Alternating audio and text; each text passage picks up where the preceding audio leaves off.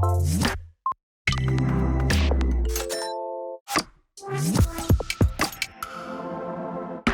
guys, I'm Brad and welcome to the Great Hollywood Rewrite, where we take a look at cinema and TV's most troublesome titles and take a poke around under the hood.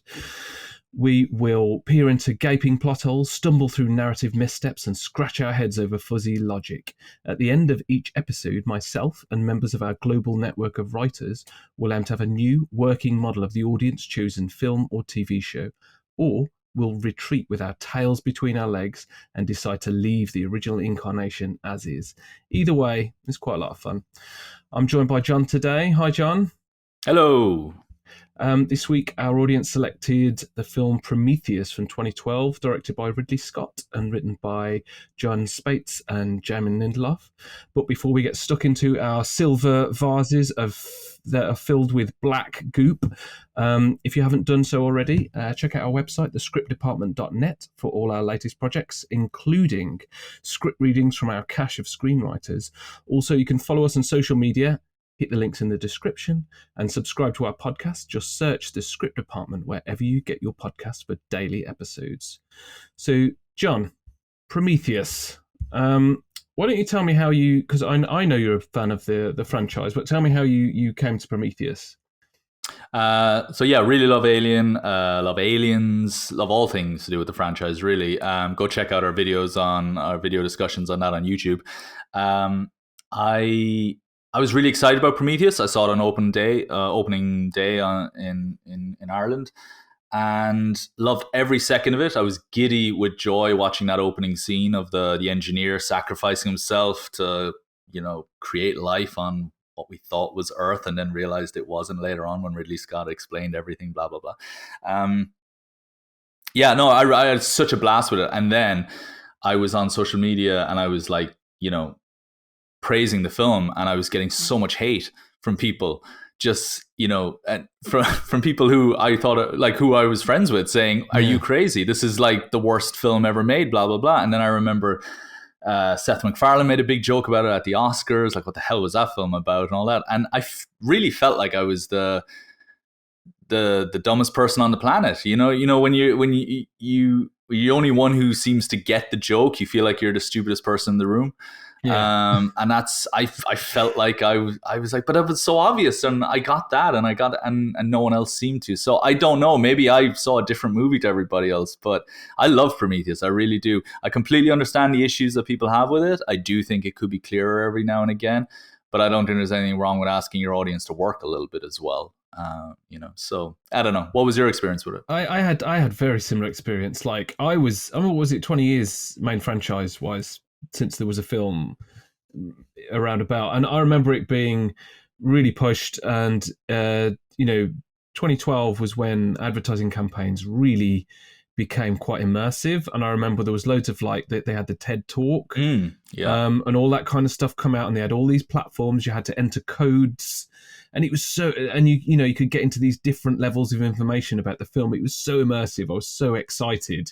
I think you basically become a Wayland employee. Yeah. There was the website where you could join to become part of the mission, I think, and it was really really clever. I think at one point I got a phone call from them.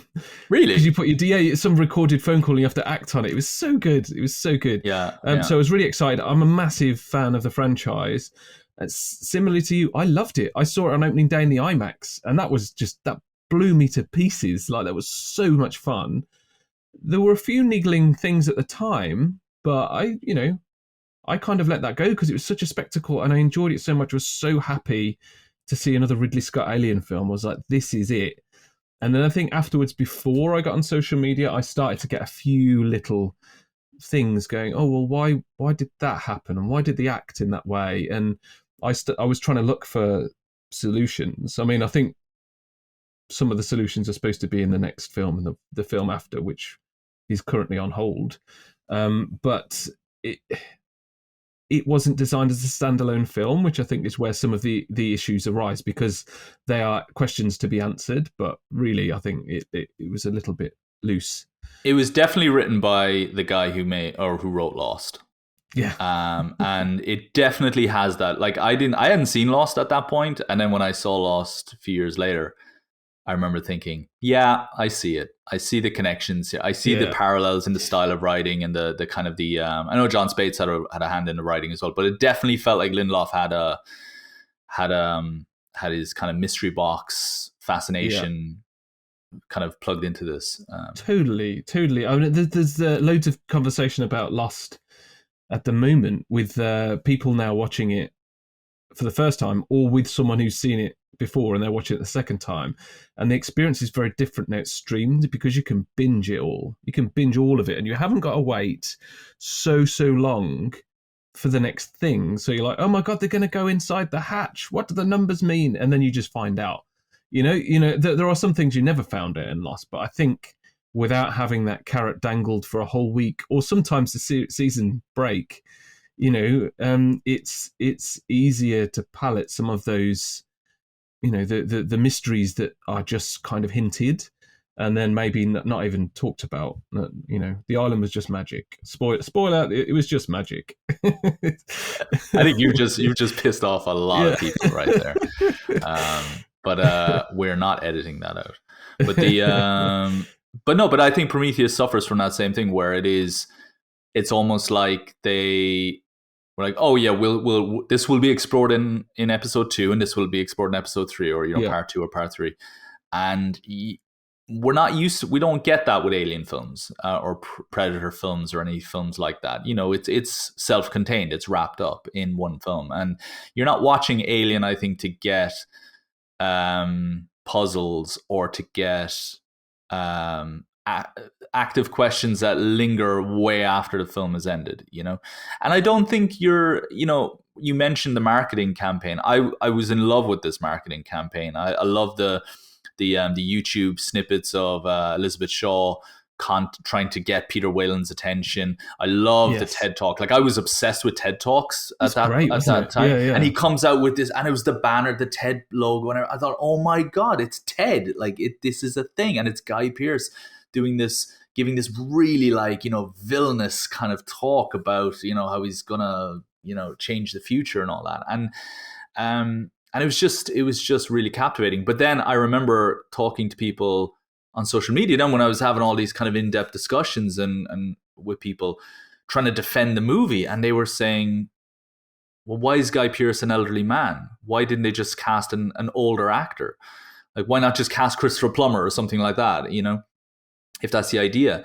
And I was like, oh yeah, but it's because he played the younger version of himself in the TED Talk. And he was like, what are you talking about? What TED Talk? And there was a lot of homework you did have to do in order for the structure of this story, I think, to feel complete. There was kind Agreed, yeah.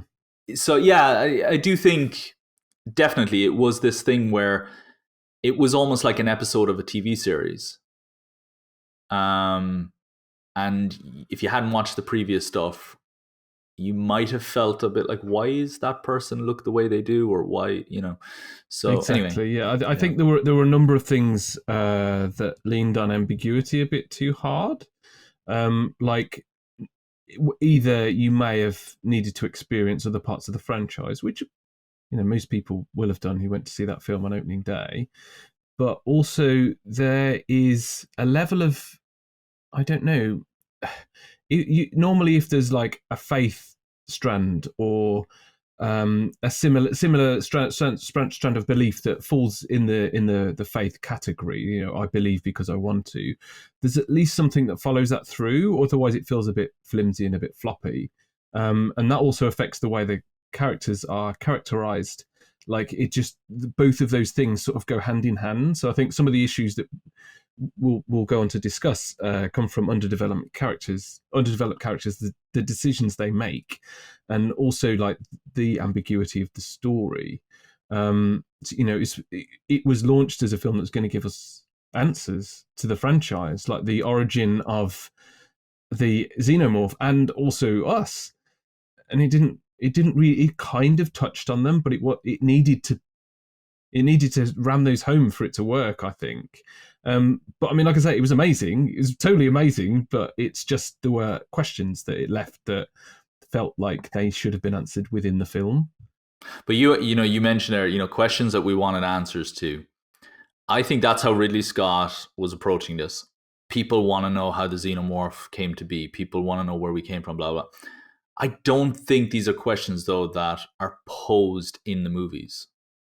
And so it did feel to me that Prometheus... Now, I'm very curious to see what was happening in this universe years before Ellen Ripley came into the game. But I don't think people cared that much. Like, you don't go on safari, let's say, somewhere and say, oh, I wonder how a lion came to be. You just think you're just in awe of it as a creature, and that's it. And I think, yeah, we're in awe of the xenomorph, but I don't think at any point we're thinking, how did the xenomorph come to be? We're just assuming the universe is a dangerous place, and there are dangerous creatures out there. Why can't that be enough? So I do feel these are questions that are... It's almost like you're trying to force the audience to care about questions that I don't think we actually had an interest in. We had an interest in seeing the creature, not seeing its evolution, I think. I mean, I think it's the promise of the engineers the inception of two things in this franchise. That's the alien, the xenomorph, and us. And the question of us was definitely asked in the film, and that wasn't necessarily answered in the way that we would have wanted it to be, or even at all. I guess that was going to be left for possibly the third film. But you know what I mean? Like, when you watch the original Star Wars trilogy, there are questions about who is my father? What was my father like? Like, that's a question asked in the first act of the very first Star Wars film. What was he like, my father? And the uncle doesn't want to talk about it, and Obi-Wan is a bit elusive in his answers. And it's, of course, we would have to bring Star Wars into this, but you understand then, you've got the imagination of the audience going, and then the fact that, when you find out all this other stuff later, there's a reason why you then make 3 prequels to show how did he get that way. There's nothing in Aliens, Alien 3, Alien Resurrection that ever makes us ask, how was this creature born as a species? And also, where did we come from as a species? Those are questions not asked in this franchise. So the necessity for Prometheus as a film isn't there from the beginning. It's clearly, I want to explore other corners of this universe, and the studio wants to make money off of it, obviously. But it's very hard to sell the necessity of this to an audience who really cherishes this franchise. I think there are questions within questions that were fan interests, which again could be the dreaded fan service rearing its head, because even though it wasn't a question within the franchise, where did they come? Well, I guess it was kind of an overarching, like, what the hell is that kind of thing. Yeah. But it was never necessarily a full origin question. The ship on LV-426 in Alien, there was a big question surrounding that for audience, and there was also we were promised that we were going to find out what happens, where they come from. And we didn't. That wasn't clear. Like, it's not the xenomorph we know, and it comes out of a squid on the giant's face. It's just that it's been born from a woman's. All of that is just, that's unclear. But I think that actually covers point 6. I'm going to rattle through allotted sort of like plot points and plot holes that we might be able to have a twiddle with. So that's actually point 6. So the first one is why the map. There was a map, a bunch of maps on caves, walls, and pyramids and stuff that sent us to a planet with weapons of mass destruction on it, and that wasn't really clear. That was not clear why and how, and even if it was that accurate, they landed on a planet right in front of a the facility. Like there's a whole planet. Like they just landed right there. But I mean that's point one. The sort of the motivations of the engineers for taking us to that planet in the first place. Number two is the characters themselves, the decisions they make, and how they are. There's a lot of discussion about there are a lot of stupid decisions they make, and then surrounding that as well, how they interact with one another and the the problems they've created for themselves. Three, which is slightly linked to number two, is why are they so obtuse about landing on this planet? They've travelled possibly further than anyone's ever travelled in the human history before, and it's like they've just got an Uber over to this planet, and they're like, oh look, there's potentially the answer to origins of all life on Earth, and they're kind of depressed about it because it wasn't what they wanted it to be. So it's that feels a little bit unusual. Point four is surrounding David. So one key point is he poisons Holloway. So that's sort of like the inception of what everyone. Well, I guess there's a lot of stupid things that happen before that happens, but that is the start of this life cycle of whatever we're experiencing here, and we never know if he's on orders to do that, if he's gone crazy. Is he Ash from Alien, or is he the Hal from 2001?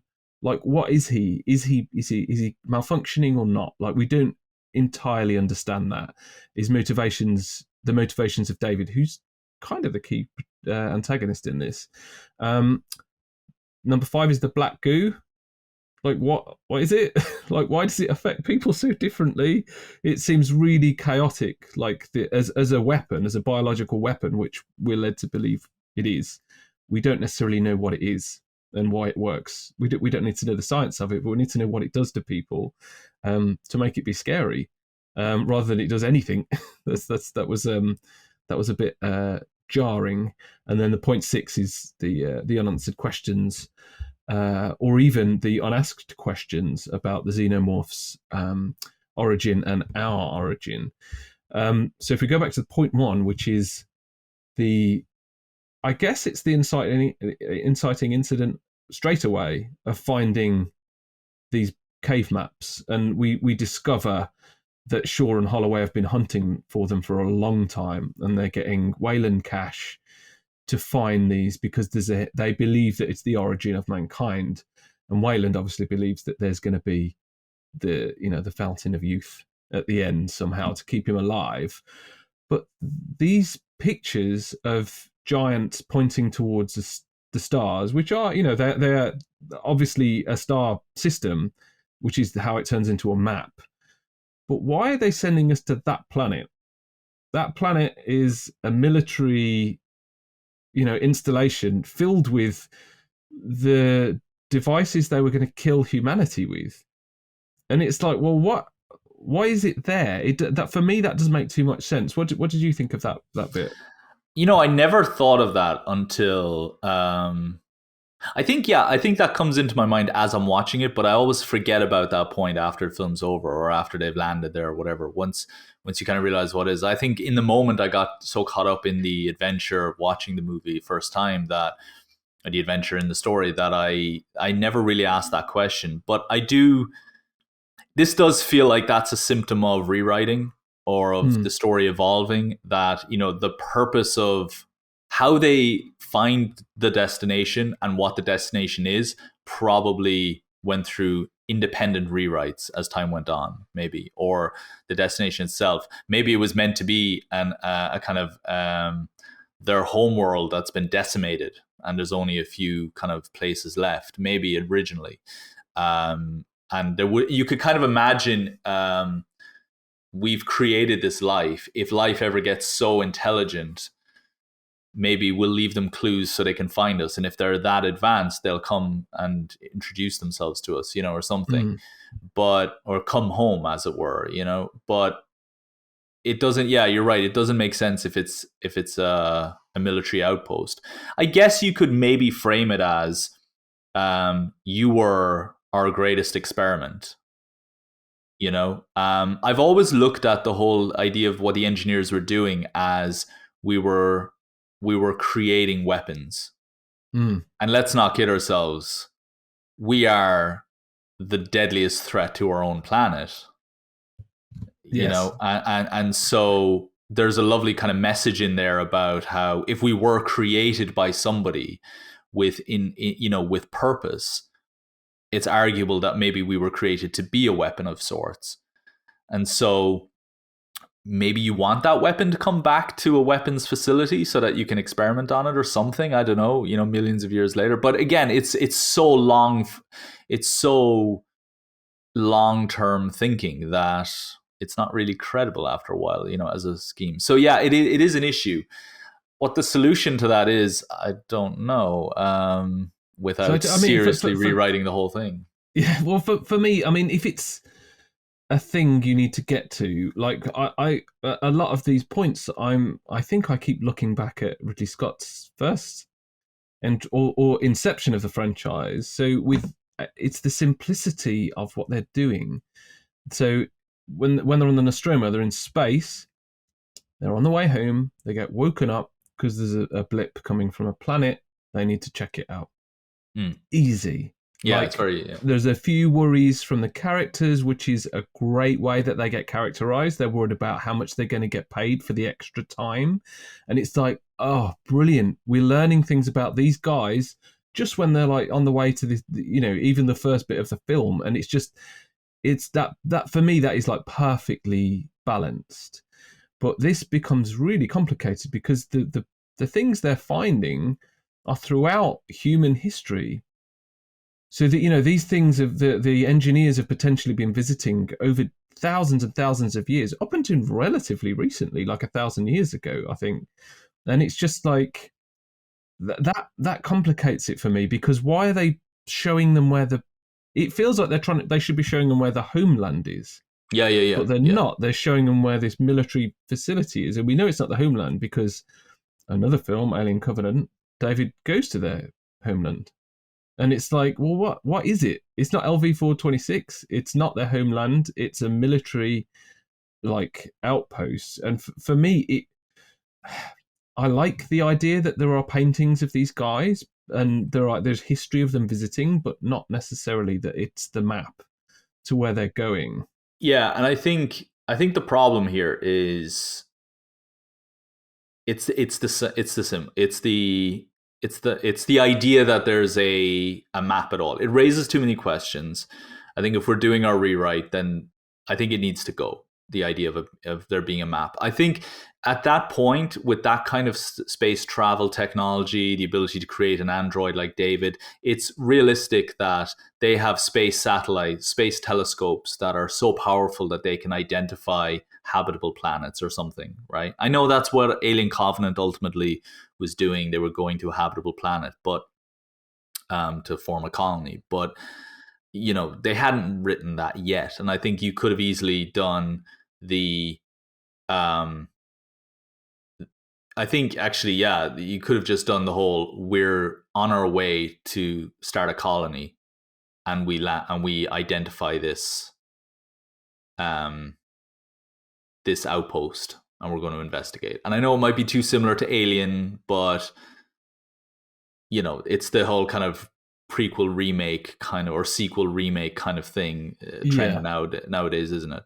Where you kind of repeat certain key plot points in order to make it feel familiar, but it's still different, I think this ties into another. I think that would also, something like that would also solve the issue around the characters, which we can get onto later. But the idea, I think, of you've got all of these signs pointing to it. Like, again, it's how. Surely it can't be that easy to identify the planet either. I mean, surely it would take years and years to make that connection, and or maybe the solution is that we've been looking for, we've found evidence that there might be a planet with signs of life on it, and Elizabeth Shaw is the missing link to that puzzle. Like, she's found something that finally connects the dots, but it doesn't have to be a map. It could be like we've already, through interstellar um, mapping, we've been able to identify a planet that we believe actually has life on it because we've noticed some activity on it or something. I don't know. Yeah, I mean Yeah. it's difficult, isn't it? Because there still needs to be the hook for the investor, effectively Wayland, to think that he's going to find the creators of humanity. So I think it might necessarily, it doesn't have to be a map like it was presented there, but I mean there could be evidence of that influences their decision to go to this part. So maybe there is some sort of a direction to the stars, but for me, we need to nail down why it's that planet. So maybe it's less direct. Maybe it's like in this region there are 10 planets. We're going to go and visit one. They could all have them on. They could just pick it for it's in the sweetest spot of the Goldilocks zone of that galaxy. But also there's just there's like this nagging thing in me about the whole Promethean myth about them. It's called Prometheus after the Greek myth of the guy was the Titan who stole fire from the gods and gave it to people, gave it to humans. And for me, could this have been a test? Could they say, "Don't come here, don't come here. This is how we want you to don't leave the planet. You're supposed to stay here." And if they do, maybe that's them failing the test. Is there is it a trial for them?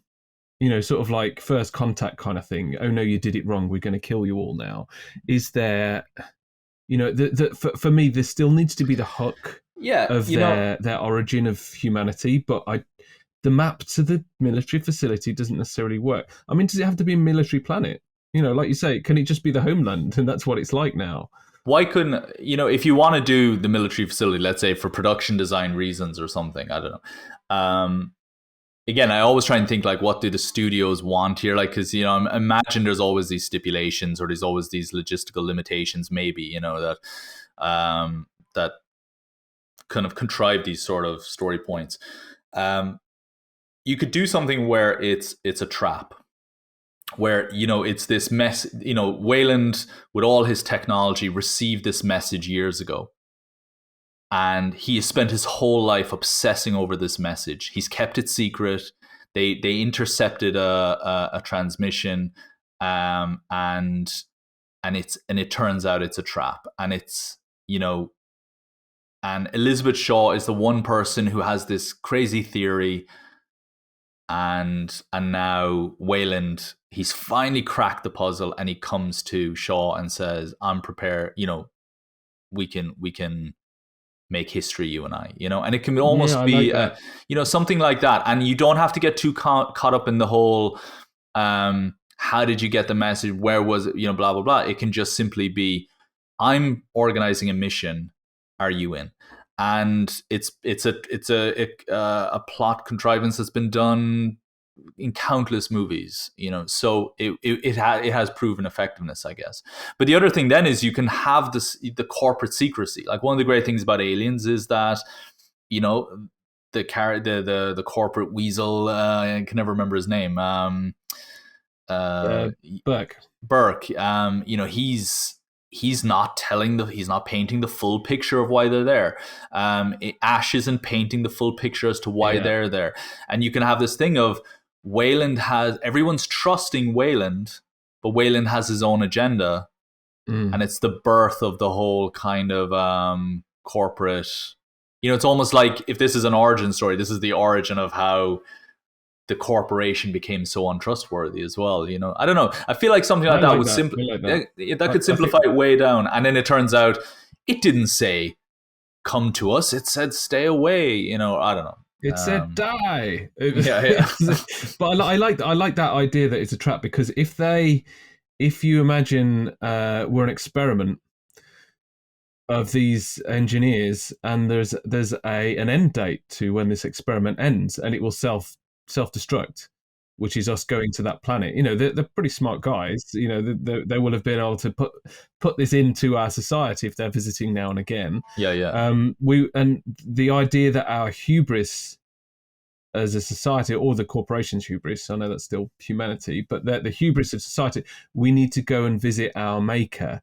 Really, it's just a carrot to get people there, and then go, oh no, you were just an experiment. This is the end of it. Sorry, bye. Yeah. You know, the trap works really well for me because it makes the whole point of it become more sinister, and also there's a real big gut punch for the bad guys in it. It's like, oh no, this isn't us finding. I know we kind of get that, but I don't know. We don't get your disappointment. This isn't what we wanted, so we called time on the experiment. That's what the answer could be. That would be lovely, actually. That would be so Yeah. interesting. The idea of like, is this what you turned out to be? Like, Yeah.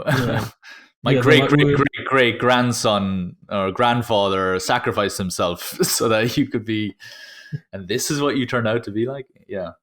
yeah. I mean, like you've got all of these sci-fi films where, I mean, there's a softer version of it in Fifth Element where she decides to give up on humanity because she sees all the grotesqueries of the 20th century, and it's like there could be a lead into that oh no, you all became monsters.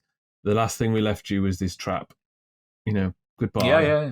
That could Yeah. it could be the whole planet is a trap. Basically, that thing's going to get back.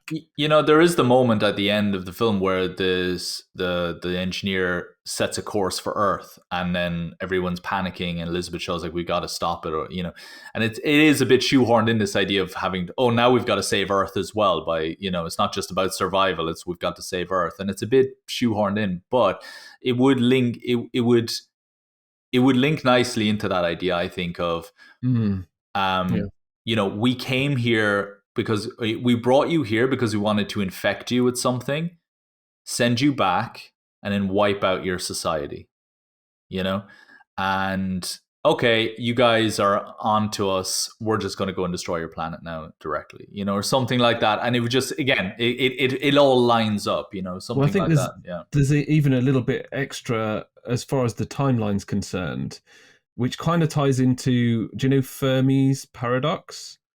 Which is that, we can't see any spacefaring life forms out there because life never gets that far.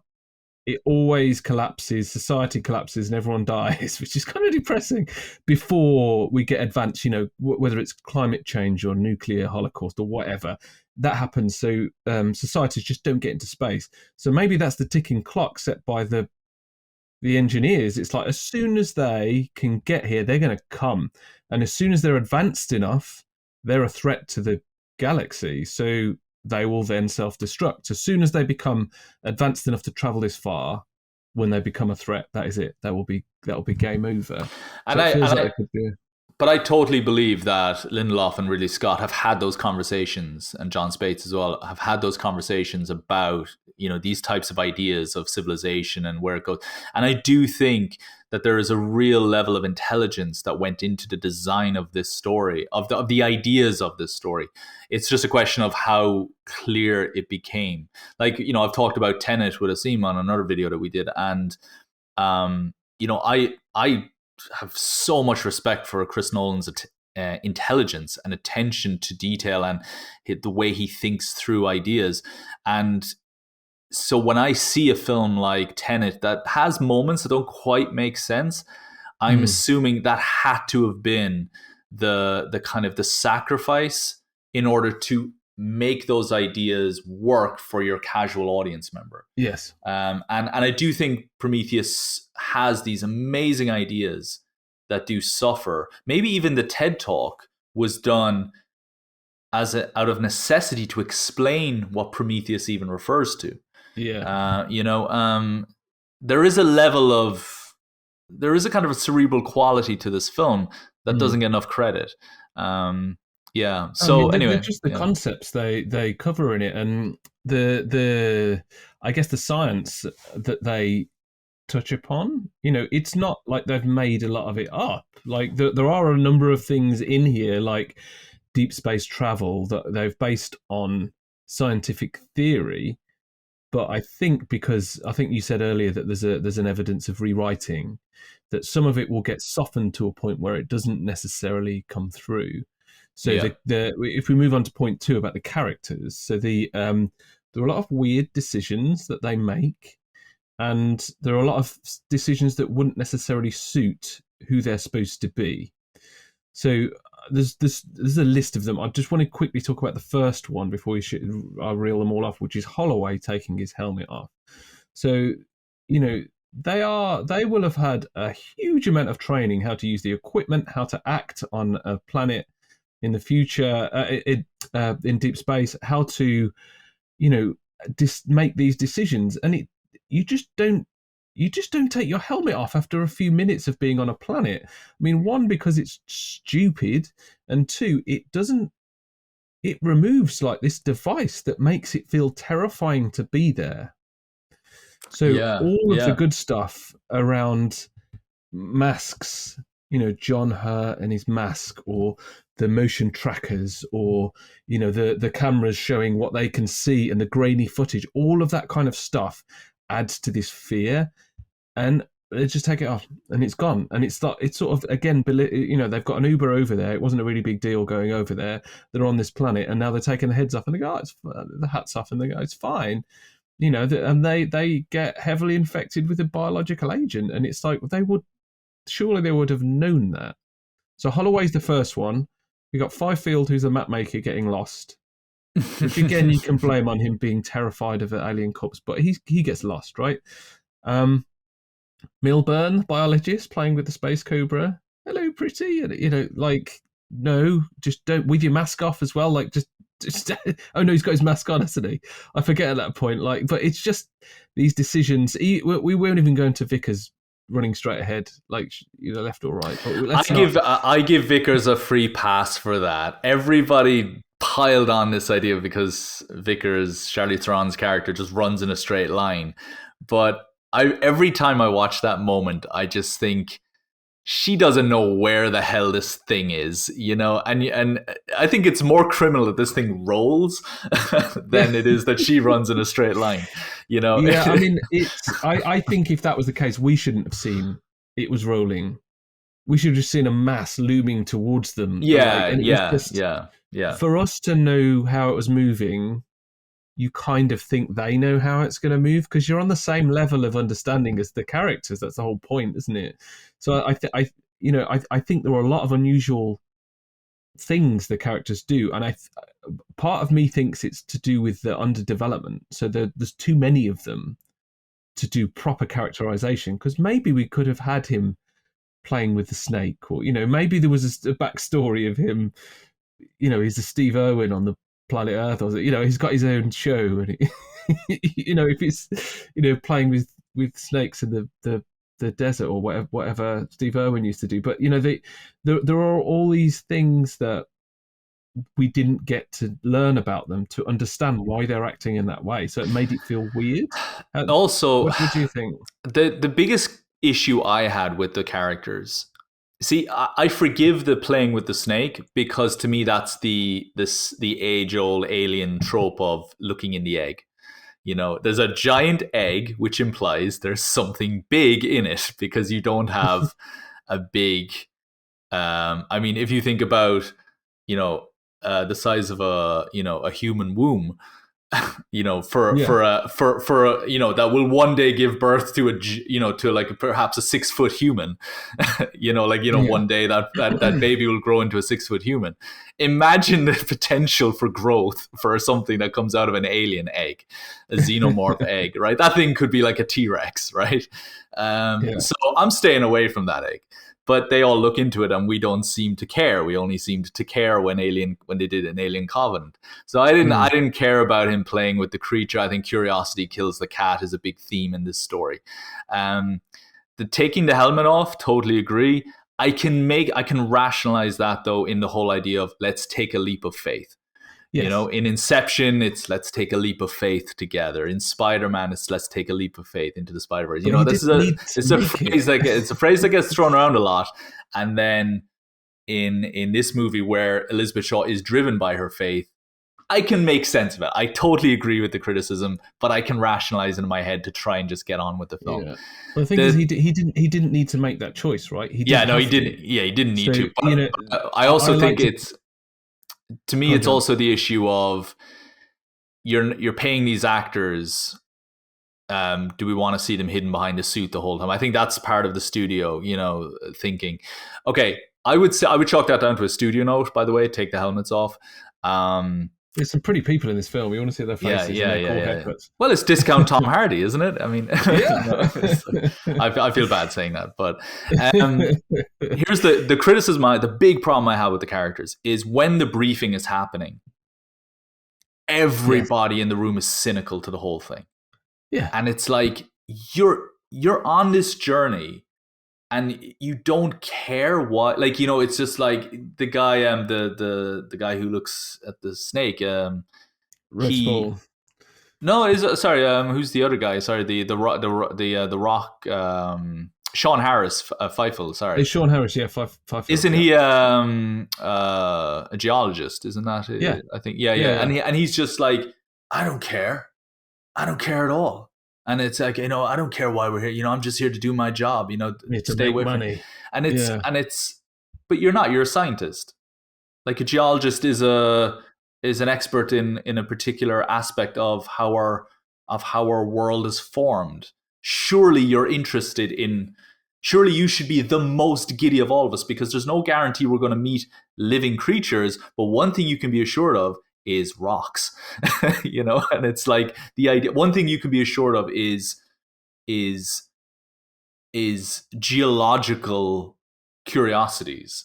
So why aren't you the giddiest person on this ship? Yeah, everyone's sort of like super apathetic about it, aren't they? Yeah, and I think what they were doing, they were repeating the colonial marine briefing from Aliens, where they're all, they're taking the piss out of Ripley because they've been sent on, as they call, a bug hunt and never seen anything. So they don't believe in it. And it's like that works really well. But for them these guys own less than 100 years in the future, as far as I know. I think it's like early 2100s, which is a huge amount of time, like not a very big amount of time to be able to travel that kind of distance. So this is going to be quite new to travel that far. And it's going to be, you're right, they should be filled with like the joys of the fact they're going to be the first humans to, they're Neil Armstrongs walking on this planet for the first time and researching and potentially the origins of humanity, and they just don't give a shit. You know what's interesting? The characters in Alien versus Predator should have been put into this movie, because I mean, I don't mean like as a shared universe thing, but there's a character in Alien vs Predator. He's the Scottish actor from Trainspotting. They're all Scottish in Trainspotting, but he's the Scottish actor in Alien vs Predator. I can't remember his name. Is it Ewan Bremner? Ewan Bremner, that's it. Ewan Bremner, fantastic actor, and he's got this lovely story. He's very happy to be there. He's really excited. He's showing pictures of his kids to the team leader, and she's like, "Oh wow, cool," and he's just he's this nice guy that just wants to get to know everybody. And when he gets one of the most grisly kind of deaths in the movie, and it's this kind of he can see his demise coming, and it hits you, actually. It really does, because you think you've built this guy up as the real lovable character here, and of course you're going to die in this universe. I didn't care about any characters dying in this movie because I didn't even want to spend a second with them, outside of maybe Elizabeth Shaw. Whereas I feel like, actually, if you had made Sean Harris and Rafe Spall's characters as like they're like two best friends who, or maybe they've never met each other, but they just click instantly on the ship, and they're just like, we're going to be famous when we get back to Earth, and you just keep signposting, you guys are going to die in the worst way, and it would have been cool then.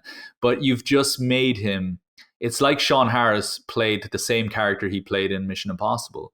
Yeah. And I don't understand why, so. Well, I think they almost tried to make them into Brett and Parker. One of them's talking about money. They're always joking around, and I guess kind of it feels a little bit like they're more out for themselves than other people, which I know overall isn't necessarily the arc of Brett and Parker, but that's how they show themselves. That we want the same as you, like you get paid more than us, kind of thing, and they're the fact they leave the steam on in the corridor when Ripley comes to have a meeting with them just to piss her off, kind of thing, and then they turn it up. Just everything about that's amazing. Like just the way that they've shown these guys, and it's simple stuff. It's quick, but we didn't really get any of that. We said him. We had Fifield saying, "I want money." We had what's Rafe Spall's character called again? We had Rafe Spall, Milburn. We had Milburn. He was kind of trying to make friends with everyone and be jokey, and we kind of get a little bit of that, but it feels like there's too many competing characters with a lot of screen time that we don't get to develop.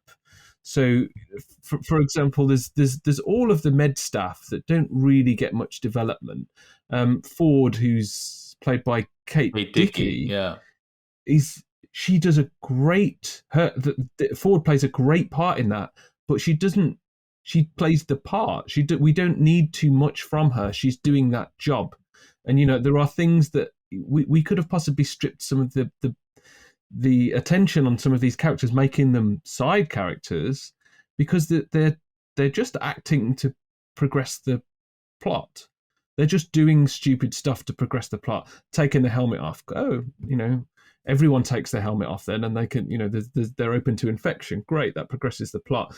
Getting lost progresses the plot. Playing with a cobra that's going to kill you progresses the plot. I mean, he doesn't have to play with that thing. He could just appear and just attack them. Same thing. Same thing happens. Yeah. And they could all see it happen in the guys in the bridge, and it could scare the shit out of them. And they don't have to get lost. They can literally just be, oh wow, look at this crevice here. I need to go in and investigate because my curiosity as a geologist. I'll never get this opportunity again. Show me that you're an expert in your field and that you're so passionate about this stuff that it will get you killed. Curiosity killed the cat is the running theme through this entire movie, and I think it explains David as well, and so on. But it's just, it is, it's a big issue. And, we haven't even touched on Idris Elba. Idris Elba is in this movie, and he's forgettable in this. And I love Idris Elba to death, but he's an accordion playing space captain who is probably more at home with the trucker characters from the first Alien than he is here. But I think I would have liked to have seen, make him the Matthew McConaughey character from Interstellar. This veteran pilot that we need on a journey like this, because no one's ever gone this far before. It feels like they've hitched a ride with Idris Elba. Janik, I think, is his name. Yes, it feels like they've hitched a ride with this guy on his truck. Do you mind giving us a lift? Oh, okay. And again, it's that Uber taxi mentality to it, isn't it? This idea of we're borrowing this ship, or we're renting this ship, kind of thing. Where no, actually, this is a huge funded project. And do you think Jeff Bezos would hire an accordion playing pilot? No, if to run his to pilot his space program, you would keep that hobby to yourself. Not that I used to play the accordion, but it's just you don't do it in front of Bezos, and and it feels like you're playing your accordion on a ship that has Peter Wayland on board, and you must know he's on board. It's just anyway, yeah. But just I think because there's very little. I mean, I quite like the fact that he's a roughneck in this film. I quite like that because you get the idea that people who go into deep space might be like that. They are truckers and they are haulers and they are these kind of guys. Yes, they're effectively astronauts as well, which makes them intelligent. But there's going to be a certain kind of person that can spend, what will become the years and years of their life in deep space. But I just don't think there's enough time spent with him especially to make his death mean something. There's a Chance and Ravel, I think it is, and Benedict Wong's character, and the three of them are quite cool together, and you can see there's a dynamic. But we could just have them as characters like Kate Dickie, and there could be in there, could be funny, but it goes a bit further than that. Their discussions about Vickers doing a lap dance and all that kind of stuff. You go, oh right, they're kind of like roughnecky, kind of blokey chauvinists, and I get that, but it doesn't. We don't get enough of them doing other stuff that's heroic other than their death. I feel like okay. I feel like part of the problem is that because this is presented as the first big mission into space, like they could have there's probably this whole space industry out there, but because it's the first movie, because it's set way before Alien, and because everything's a bit cleaner and more polished and feels like it was designed for this specific mission, it feels to me like this is the first time anyone's ever ventured outside the solar system almost. It feels that way, even if that might not be the case in the timeline of events. It feels that way. And so when I see somebody like, if I saw Idris Elba in Alien, I'd think, yeah, he's perfectly at home in that world. When I see him here, I'm expecting somebody more like Vickers running rather than somebody like Idris Elba, in the sense that I'm expecting somebody who's like a loyal corporate, I was handpicked to pilot this ship because I did, I've piloted more than anybody, blah, blah, blah, whatever. It kind of feels like they picked him because his crew come cheap, or something like that. It just feels like there's that disconnect. You've got Peter Wayland almost penny pinching. It's kind of how it feels, even though I know that's not what it is. I don't know. Well, I mean, you could. I think what we're saying is he needs a reason to be like that. If he's the guy piloting that ship, cheapness wouldn't be a problem. Maybe he got court-martialed in the military and is one of the only people. Is one of the only civilians that can fly that kind of vehicle. Is there? Again, tiniest bit of characterization to give him the reason. You have to do this because you're sunk, mate. This is the only thing you can do. You have to work for us. No one else wants a deep space pilot right now because no one else is doing it other than the military. And you punched your commanding officer in the face, or something a little less. And nobody wants to do this mission because they all get a bad vibe about it. Because there's something Peter's not telling us, but Idris Elba doesn't care because he'll do it for the money, or something like that. And now, like, why is it that you took this job? So I think what we're hitting on with all of them is more time. We need more time with them. The film's already over 2 hours, so I think we need to possibly consider thinning out principal characters to give us not get rid of them, just not have them so as such a main take up so much screen time. They can still be there. You might end up with more discount versions of people, but it's not important to have that many characters fleshed out. It didn't happen in Alien. There were a lot of characters in Alien, but we followed 4 of them really, a little bit with some other ones, but they were not integral in the way that these are, and they didn't have these big character deaths, the heroic death, or the reveal that she's that Vickers is Wayland's daughter. Like I didn't really care that much at the time. It wasn't the big reveal we wanted because it wasn't. She hadn't been built up that much. So I think where we're going with this is we need to thin them out a bit and spend more time characterizing, which I guess we'll touch on point 3, which is their. I think we might have already covered this really. So their lack of credibility as scientists and astronauts going to deep space. I feel like to discover, that we just need them to be a little bit more humble in their environment. They don't have to be humble with one another. They could be dicks. They could be really. I'm the best scientist. No, I'm the best. I'm the best geologist on the planet. You should respect me. There's the whole thing in Armageddon, whereas I've forgotten the actor's name, makes the speech about the ketchup bottle, and they're like, "Who's this guy? Who is he?" And I think Billy Bob Thornton says he's probably the most the cleverest man on the planet right now. So maybe listen to what he's saying. And it's like just little clips like that. It's like, okay, that guy's a scientist. He gave an analogy about a ketchup bottle, but he's the guy. He's the most clever guy in the world, and that was from one sentence. Just a little bit of that in conversation could do a lot of camaraderie and all of these extra bits of expositional information about the characters that might be important to why they're acting in that way. So I think maybe a bit of humility from them around surrounding what they're doing. Yeah. And if not, a reason why they don't give a shit.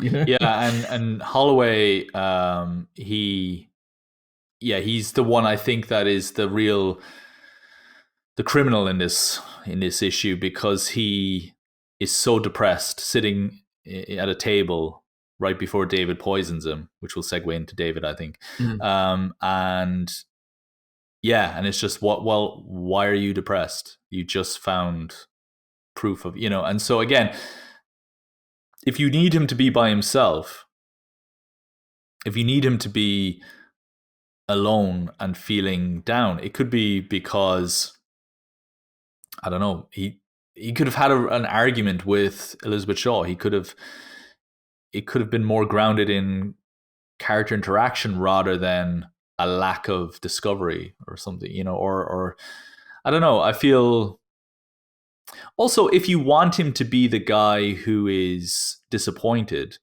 have him be perhaps maybe somewhat villainous, or have him be somebody who, maybe crosses a line or something, is capable of crossing a line, because you can understand then why it isn't enough for him, Well, it feels like there could be a big theological issue for him surrounding it. I mean, it definitely wouldn't work for this, but those films and TV shows where the person's lost their faith, or they're a priest that is being questioned, their faith is being constantly questioned, and this is yet another thing. So maybe he's someone who used to have faith, and all he wants to do is debunk his whatever religion he was thrust upon him as a child, and he can't do that. He wanted to speak to God, his God, whatever the scientific God is, and he couldn't. And maybe again, it's just one or two lines just to give him a reason for being gutted about discovering the biggest discovery in humanity. Okay, so we take Elizabeth Shaw, and we take, and she's got her faith, and she's always held on to her faith, but she's able to rationalize it in terms of science as well. And at the flip side, you've got Holloway, who lost his faith, resents that kind of those beliefs that were pushed on him when he was younger, and he's got this burning desire to prove everyone wrong. But there's relationship conflict there, because that can come at the cost of hurting his wife. And there isn't this kind of fractured marriage or anything like that. They clearly love each other, because you need his death to be a source of trauma for her. But it is a tension in their marriage that is, I'm being driven by a different thing. You're being driven to find meaning, to add layers to your God. I'm here to find a different God, and it's. And that works. If we're both looking for the same thing, but if I find it, for me, it discredits you. And if you find it, in your mind, it's discrediting me. And, that's not a working relationship that can coexist. Because when it comes to writing the academic paper later on, they're going to have to pick a side. So it's inevitable that their relationship breaks down the line. Yeah, there's a big conflict of interest, isn't there? Yeah, I like the idea of all this relationship conflict, because they could go there like together, and they, we'll figure it out, we'll get through it, and then when this happens, they have a huge bust up, and then a lot of bad blood between them. Couples fight, but then he dies, and then they spent the last few hours they had together fighting, and it just adds this extra layer of meaning when he dies. It's like, oh no, she never got to say goodbye, or whatever it was, whatever cliche line we want to throw at it. It's sort of, there could be this whole extra layer of I guess upset when he dies, because you feel that she's upset about never making peace with him and the thing between them. But talking about Holloway's death, so leaning on David as well.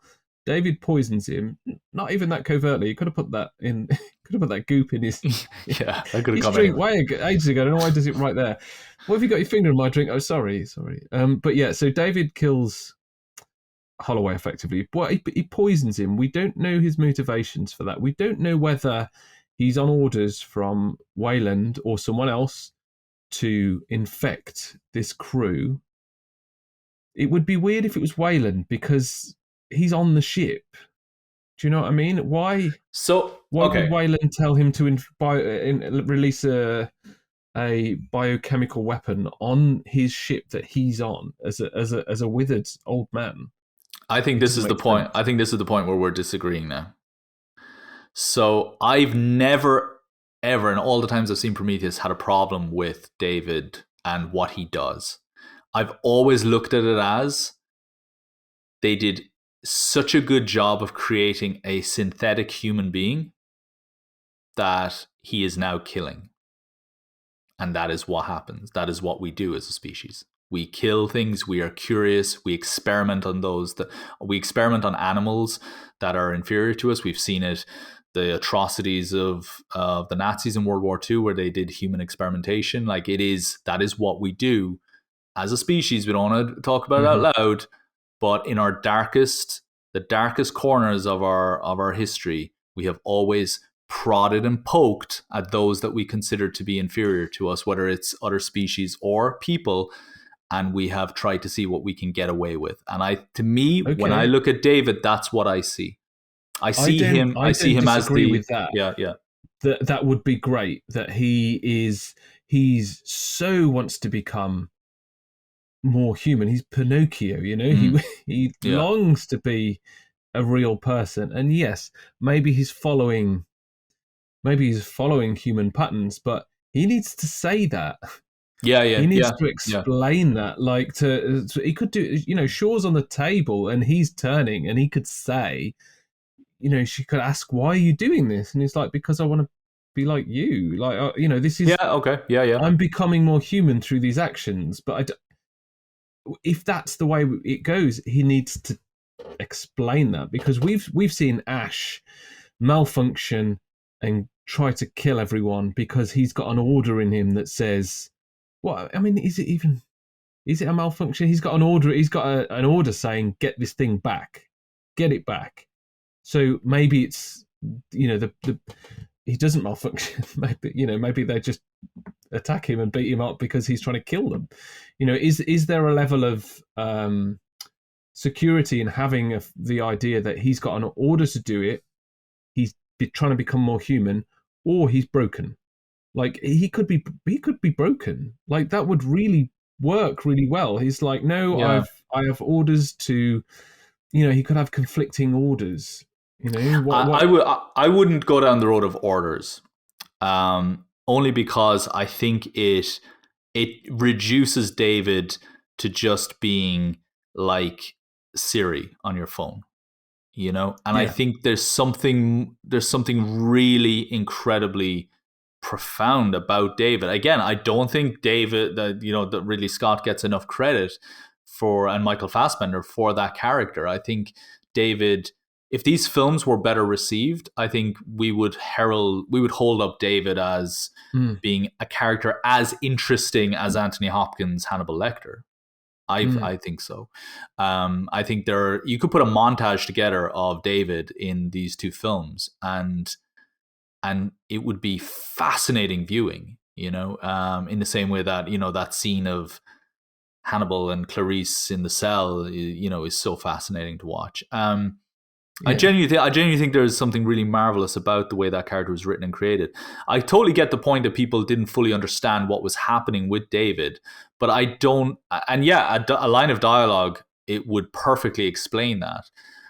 But I would definitely avoid, in my own book anyway, the idea of over explaining why that he has to do this, or that he's broken. Even I think the problem is he works too well. That's the problem. We have to create laws in our society to stop people from acting on their baser instincts. I think we this we have to create rules in our society to stop people from just doing what they want. David is somebody who will do what he wants. He's so identical to humans that he embodies their worst attributes without them having been without there's no restraint there. Yeah, I mean, I again, I like the idea that he's mimicking humans, which is why he's trying to kill effectively. So we could foreshadow that with there's the amazing. I mean, he's such a good character. There's the bit where he's on the ship at the start and he's watching Lawrence of Arabia, combing his hair, he's playing basketball. All of this stuff is wonderful. Could there be a scene in there where he's catching? There's mice on the ship, and he's catching them, and he's just killing them really coldly. Yeah, Is there something to show that he has got this thread in him? It's just, the one thing that niggles me about the poison in the cup. He doesn't know what it is. He doesn't know it's poison. He's almost certain it will kill him because he's been experimenting with it and he's hidden it in a clear fronted fridge. To be fair, that I don't think it was well hidden. But he doesn't know what's going to happen. So he puts by that rationale, he's going to endanger every single person on that ship. And for him to take that risk, because he's calculated in his very nature. So for him to take that risk, he needs to have some idea of what it'll do to people. I've got the solution. The scene where he's watching Lawrence of Arabia and he's doing his hair for some reason? Yes. Okay. Instead of having him do his hair, have him do some little scientific experiment. Yeah. And it could be something that he is able to give, like it could be something of benefit to the mission. Oh, by the way, Elizabeth, I created this while you were asleep. Perhaps you could test it for me out in the field. And it could just be, I don't know, it could be a thing. But it shows that he's curious. He has a way. A way with things. He's able to use things. He can problem solve. He can figure things out. He can learn from mistakes and he can try again. He keeps journals. He keeps records. Maybe he draws sketches, stuff like that. And something like that would, while he's then imitating the voice, he's doing this complex scientific thing and he's imitating the voice instead of him doing his hair. I think. I think that's super interesting because you can see him. Yeah. Maybe there's mice and he's experimenting on them. He's just it's like vivisection basically. He's trying to figure out what he can do, and that again, the explanation for that's one line. He's got a childlike curiosity, and he likes to understand how things work, and it's just that for me that's like, oh yeah, okay, that kind of works. That's why he poisoned the guy because he wanted to see what would happen. Even if he just says that. And he's got the mice because you would want to bring like what do you call it? Lab rats. Lab rats, but also, what do they call the canaries in the mine? You would want to bring canaries of some sort, let's say, into this planet to see, how it, like, is the air toxic, whatever. I don't know, right? I'm sure they have the tech to do that, but I don't know. I feel like you would want to bring animals to maybe just see how they behave on whatever, or see how they do with the water. Maybe, I don't know. And because he experimented on one of them and killed it, maybe then they're missing that thing out there in the field, and the guy just Holloway just, I'll forget it, I'm just taking the helmet off, and it's almost like, you're still an idiot for doing that, but at least it's not just I'm taking a chance, it's, well, we don't have a way of testing. I don't know. Yeah, I think there's something interesting in having his motivation for poisoning Holloway, and then a very, very simple payoff that's links into like his nature, because he's curiously childlike, which is great because there can be an innocence in what he's trying to achieve. But I think it leads us onto the black goo. So the black goo, I like this in it. It does terrify me a little bit because I don't know what it is and what it's going to do. But the fact it does so many different things to so many different people, I found that slightly confusing. I wanted it to be clearer what the consequence was of touching it or eating it, or you know, It's do you know what I almost mean? it's almost like the sci-fi equivalent of radiation. That's how I kind of look at it. It's something I've had to really rationalize in my head and make sense of in my head over several viewings. Um, and Alien Covenant does a much better job of explaining what it is. Mm, But even then, it's more the explanation is more evidence based in Alien Covenant, whereas you have to mm, draw conclusions. I think in Prometheus yourself. But I've always looked at it as it is a form of it is like radiation in the way that radiation coming into contact with one thing could kill it, and coming into another thing could um, in cancer patients it's used as a treatment mm, with harmful side effects, or with negative side effects. And but in we've seen stories in Chernobyl in years after the devastation there, that life, the plant life and so on have have returned, but in ways that were surprising to experts, and I mm. feel like that's kind of how I've looked at it. Like in me, that goo would behave differently than if it was in you, for example. And I don't hate that idea, because it leaves there's surprise there for the audience, I think. I think, yeah, I think the initial, I agree with that. The initial contact with it could affect people differently for various different reasons. Is it in the air? Do they breathe it? Do they touch it?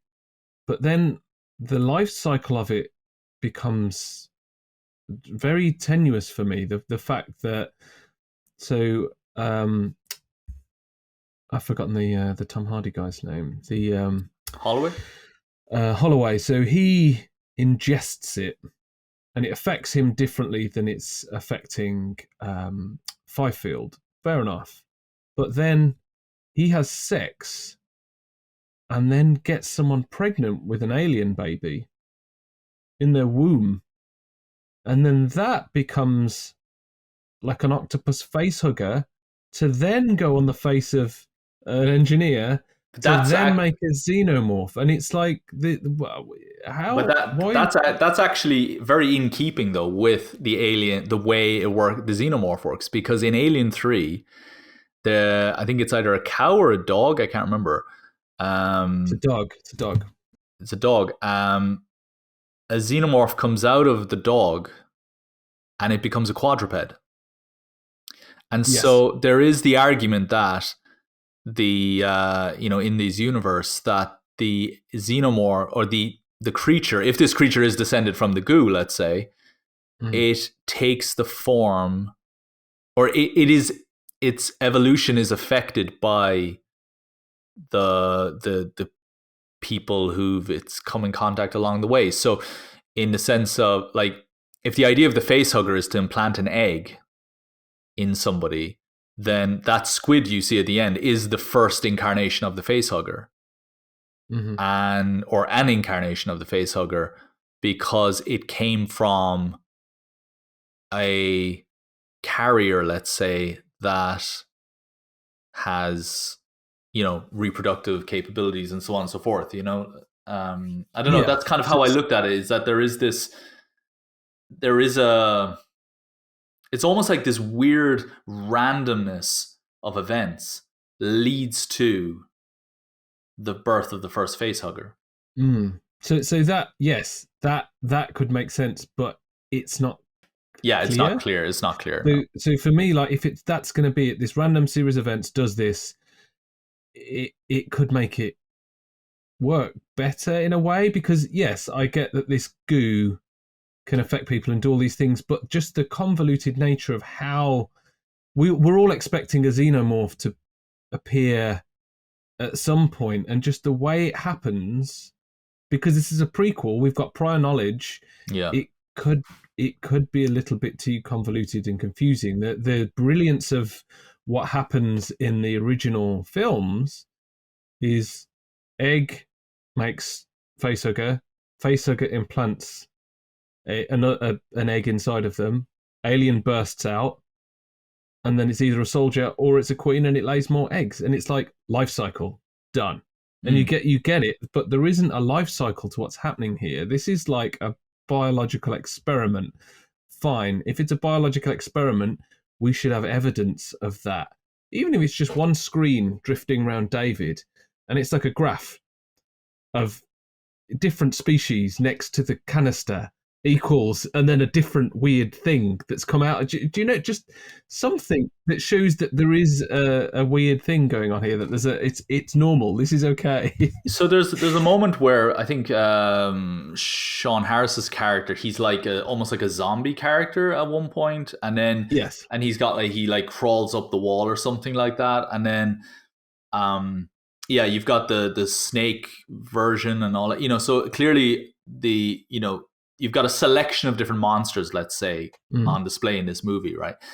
How about, as a solution to all this, we simplify it down as this thing gets into you and it can turn you into something more powerful, right? And so that's why the engineers are the way they are, because it was originally maybe crafted as a form of, like, as a regenerative kind of thing, to like a fuel for the engine, so like they've evolved into these giants because they've harnessed, they use this goo, but they've also weaponized it, and it turns bad people into really bad people, and so on. That a simple rule like that would then explain why people start turning on each other on the ship, or why people try to attack, why Sean Harris's character tries to attack others, and so on. He could be the one that kills Rafe Spall's character then. Like he goes crazy and he just beats the guy to death, and it's like, you were my friend, and I you're killing me. And it could also be that it drives Holloway more in, like, he goes, he has that argument, but then he becomes like, he's driven by rage. It's almost like 28 Days Later sort of thing. And it's almost like you've got this, 28 Days Later rage breaking out in the ship, and people are murdering each other or something, and it's going crazy. Now, how do you get your xenomorph and your face hugger and your giant face hugger and all that? Well, who's to say that the engineers don't have that stuff in their lab? Like, there's a face hugger in this lab that's now gotten out because you guys aren't meant to be here and you've interfered with this stuff. And the goo has made contact with this face hugger, and it's turned into this new thing we've never seen before. And it could still be an earlier incarnation that is now mutated because of all this. Like, this is the beginning of something new, but we're not giving you the origin of a creature. This creature existed in another form. Every creature, every xenomorph down the line has been made advanced because of its contact with the goo, like the way other people have become a bit crazy because of their contact with the goo. I don't know, a simple rule, I'm kind of rambling now, but a simple rule that just says it will drive you, it will make you stronger, but also make you crazier, or something like that. Yes, yeah, I think that's not. I definitely like that, because it simplifies the story of the goo. I think it just needs to do less stuff. It's kind of like we when we rewrote The Hobbit, it was like the Gandalf issue, that he can just do anything at any point and save everyone. And it's like the reverse of that. This thing can kill you in any way and transform anything into like a random thing. Fine, that might be the nature of it, but I don't feel it works as well as something that has really clear rules. It doesn't make sense why they've made it, I think, in the film as well, because if it's this thing that just does everything and nothing at the same time, it's a little bit it's because it's clearly not affecting other things, so there is kind of that kind of inconsistency about it, and it doesn't make sense why they would have made it, or why they'd be, when you see the engineers running, the holograms of them running away from something, you're assuming, well, they're running from a xenomorph, clearly. Yeah. And it's like, no, they're not. They're running from a tub of goo, basically. that Yeah, like that would work well. no, but but that It- doesn't work to me. That doesn't work because that's not something you run away from.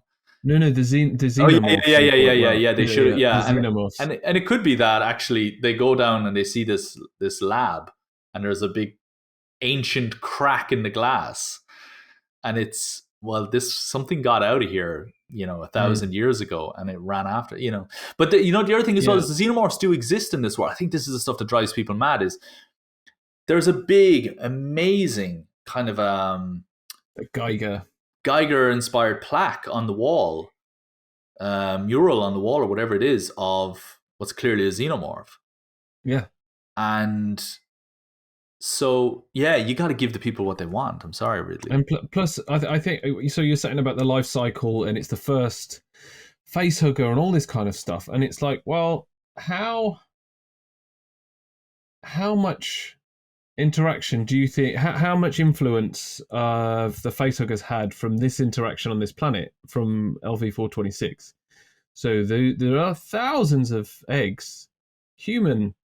Those are human adapted eggs, right? Because those are the same facehuggers that you get out of the queen that's come out of a human, right? So how did that happen? But they're not. That's the problem. Is that and this was a point. I think another point I was going to raise is that there's this big inconsistency where this isn't like all the evidence when you're watching this film tells you this is going to be where the space jockey crashes and is found later on. This is where the eggs will be. This is the planet Ellen Ripley will visit, or that John Hurt will visit. Yes. But it's not. This happens elsewhere. And you would assume, well, Alien Covenant will be the planet, and it's not. And so it's clear that these xenomorphs exist in this world before and after these people have come to do their mission. Totally. And so Ridley Scott just needs to streamline this, simplify it down. Either David is experimenting on the xenomorphs to create a new version of whatever, and all hell breaks loose, or this is the origin of it. But you can't. Is he following a recipe? Is he secretly following a recipe? Yeah, that he's found from the engineers, what you do with it, how it works, like, because that would go back to David's, his motivation. Does he find evidence of a recipe of how to create life? Is that how he perceives what's happening? He's there to make sure that Wayland can live forever, right? So his mission, if he finds a recipe to create life, could be him infecting Holloway to see what happens, see if he can create this thing. Maybe there are a number of instructions that get him to facehugger. Yeah. That feels like what's happened in Covenant, but it's just, I just don't think you can have it be its origin story, but it's also not, because they're out there in the universe somewhere as well. I don't know. Which I think leads us on to the last point, which is the ambiguity of our evolution. Now, I think we probably covered it a lot on the first bit, where we were talking about the map, and we sort of came to the realization that it might have been nice that it was a trap, so that they have created us, and they were disappointed, so they left a trap. So when we became advanced enough to become a threat, we self-destructed by going to this planet. So that kind of worked. I think there were questions that got left over, the decision to not have them seeding Earth at the start. For me, I watched it, was like, oh, they're seeding Earth. Okay. And then obviously in the director's commentary, it wasn't. I don't know why it wasn't. It didn't make any sense that it wasn't. It should have been Earth. Streamline the film. Make that Earth. Remove the xenomorph plaque. Just pick a, again, stop trying to, I don't know, it feels like they're trying to have their cake and eat it too. It feels like they're trying to, yes, the engineers seeded Earth at once, but we're showing you them seeding another planet instead. It feels like you're just trying to do more than you need to. And that way it needs to be really streamlined down. And in terms of like our evolution, I love that solution of like, this is our self-destruct. I love that. I think that's so amazing. And in the same way, the engineers probably brought about their own self-destruction. Yes. You Yeah, know, exactly. There's I a love that. hubris Yeah, to space travel. yeah, um, Yeah.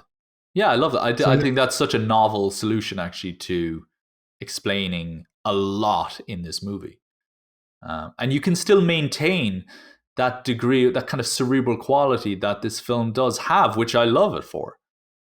I love that this is a film that does ask you to just think that rather than characters saying out loud what it is they're doing, that we become so used to. These are characters that we will live and die without us ever really knowing what their motivations were, and I kind of enjoy that aspect of it as well. But you want the evidence, you want sufficient evidence so that you can get an answer for having thought it through. yeah, I think if it's a secret motivation, you need to have a hint of what it Yeah. is rather than nothing. Yeah. So I think if we go back to the plot the plot points and rattle through them and the solutions we've made. So there's the initial invite to the planet, which we've just mentioned, would be a self-destruct for humanity because we've become a danger to, or they deemed us as becoming a danger. So that works as our creators gone, oh no, you are a problem, you're going to die. And it's that could be even... and it's Wayland wanting to go because he wants eternal life and all that kind of stuff, but at the same time he's discovered a code or a broadcast, and he's not telling us the full story of it because his desperate motivations are overriding his common sense. Absolutely. And so you've still got that corporate espionage kind of thing in there. Yeah, we definitely need the corporation in there, otherwise it wouldn't be an Alien film, would it? So then we've got the characters' actions. So there isn't enough characterization on the characters because there's too many of them that take the center stage. Not entirely take the center stage, but we spend too little time or too much time with these actors because we either need to know less about them and have them on the side, or we need to know more about them, which means not extending the runtime because it's already 2 hours, and that means thinning them out. So we would get rid of a few of the characters that we talked about. So it doesn't... we can't say, oh yeah, get rid of Holloway or get rid of Fifield or get rid of Milburn.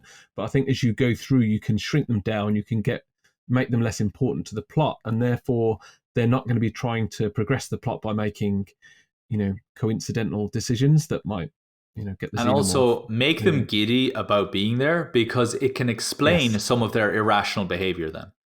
You can't have Holloway being like... I don't mind Holloway taking his helmet off because he's a giddy school kid, and you want to go, yeah, you idiots, but at the same time he's so excited, and I want the Sean Harris's character to do the same thing, to be so giddy that he will wander down this cave and meet his end, or that and so on. So that, I mean, that covers the start of point 3 really. So we want the credibility of what they're doing to mean something. So I think we tied it into faith as well.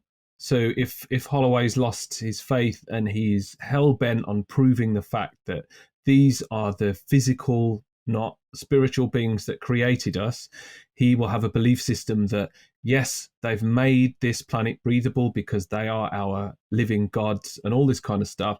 And so I think giving them credibility and reasons for faith will smooth that out a bit, so they are giddy about going to this planet and they are excited about finding what they want to find, but it's their faith or different characters' faith that clashes with the scientific belief that causes a bit more conflict, that would, I think, or could give that, sort of smooth that out. I think having them just Ubering it over to this planet and not caring, it misses something. Yeah, I love that idea of just him.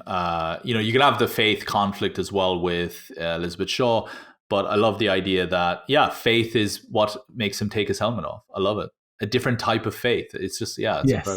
So it's such a almost simple, like a reverse faith. Yeah, I believe that they would have made the fantastic. Exactly. So, and then which brings us on to David's motivations, which we spent quite a lot of time on because he's a great character.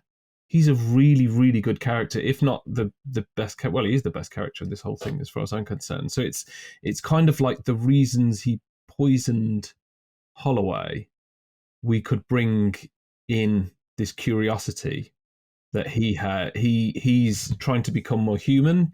He's been doing experiments on like lab rats and things, and potentially he finds a recipe for life, which means, oh, this is it. I can achieve my mission here by doing this science experiment, which I love doing, and then I will discover life for Wayland when he wakes up. If that's the thing that Wayland was hiding, it wasn't just that we got a call, but we deciphered somehow, I don't know how you would contrive it, that there is this dangerous thing on this planet.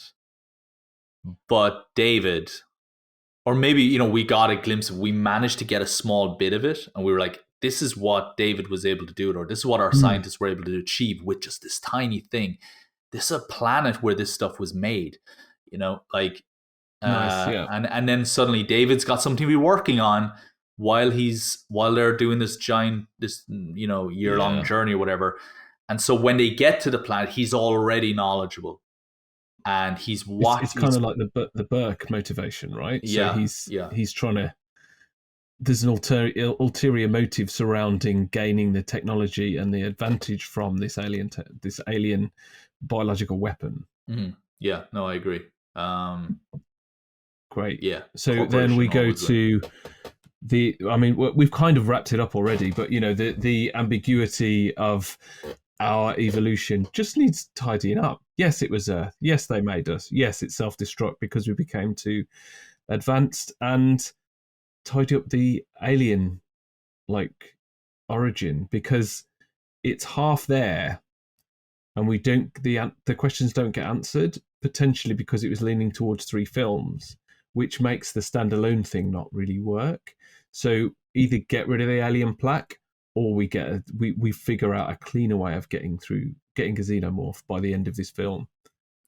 I'd be very happy with it just simply being, there was a xenomorph in a lab, and the lab has been destroyed because of this weapon, and there's a creature loose in the lab, and it's simple as that. And it doesn't have to be the focus of the movie, but it's going to be the star attraction near the end. And the thing is, I really love the giant squid moment. I love it. I think it's so satisfying watching him trying to wrestle against it and fight and be pulled away and then getting pulled in, and then seeing I think you can see the bulge of the egg, I think, being... Yeah, and his arms drop. Yeah, and he's dead. And it's really rewarding. I don't know, I just feel it's so satisfying to watch. So I definitely want that scene in there. So I don't know, you got to give me a way to keep that. So looking at, there are a few scenes in there that we absolutely love, because it's an amazing film that we may have just diffused by this rewrite. We may have removed our alien space squid by the very nature of changing how it. You can keep it. You can keep it. It can be that thing where they're walking past and like, what is that? I'm staying clear of that. And then by the end, it's the thing that comes and saves Elizabeth Shaw from the engineer. Yeah. There you go. Done. Nice. Okay. I think we fixed it, Brad. I think we saved the Alien franchise. That's it. Who needs Neil Blomkamp? You've just got us guys on this podcast. That's all you need. If they can give me an Alien Covenant, an Alien Isolation video, a sequel to Alien Isolation, I'll be delighted. Anyway. Yeah, I know how strongly you feel about Alien Isolation. I would like to see more immersive experiences like that. I mean, I used to play Alien vs Predator on my PC in the day, and just the fact, the door noises and the computers and everything, I just felt so excited to be in the alien environment. So yeah, I'm with you on that one. So thanks, John. That was a lot of fun. I think we definitely came up with some interesting solutions there. Let us know what you think about it in the comments. And thanks for listening. And seriously, if you're a fan of Prometheus, let it be known, because I don't think enough people shout that film from the rooftops. I know it sounds like we've ripped it apart, but I love that film. But we love it. Yeah, I really do. And I love Alien Covenant as well. So I want to hear from people who love that film. Amazing. So this has been Great Hollywood Rewrite from the Script Department.